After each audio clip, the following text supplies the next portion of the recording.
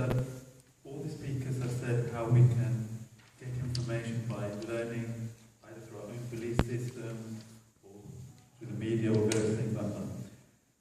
These days, as we know, you get a lot of information from the internet. But how do we know that the information we're getting is reliable?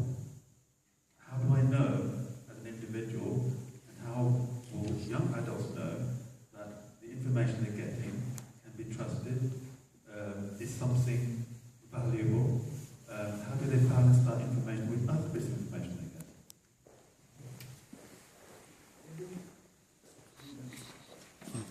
get? I'd just like to comment and endorse.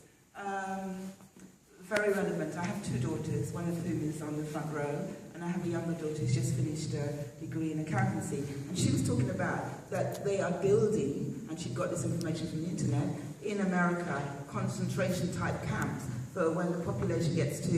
And I listened to this and I thought, is this valid or is this not? But I didn't have, if you like, a strategy to say, how do you really counter this? So I think that's a very good question, and I'm hoping that our panels or people from the audience can give some practical answers.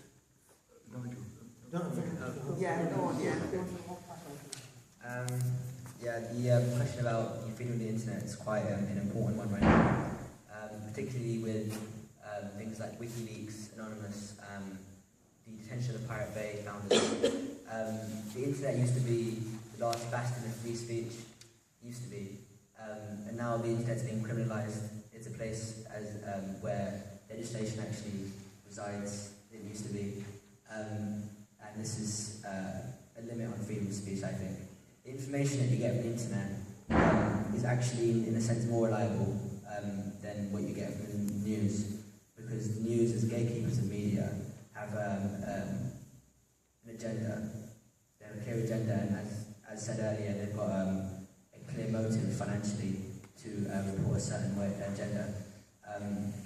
Corporations such as the News Corporation, run by Rupert Murdoch.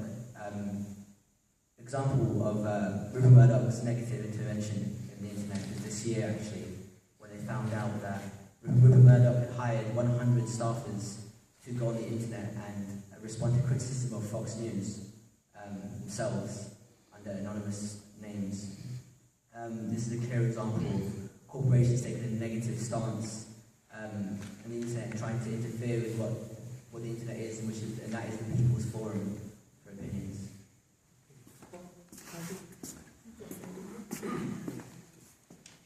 Yeah, I would just say that what you're talking about is actually it's not a new problem with the internet. If you're a 4-year-old and you've learned certain behaviour patterns and certain things, and you come across a new circumstance which is completely different, you could stop and think about it and process it. Is it something new's happened? Or is what you already thought, did you misunderstand us? You've got to change what you thought. So it's very basic human nature to evaluate and reassess and reprocess. What's happening on the internet is we've just got an overwhelming quantity of information. It's difficult to know what percentage of it is valid and what percentage of it is invalid. I mean, it's not just the corporations that have incorrect information, but there's a lot of people who do have, a lot of individuals who have a vested interest in lying.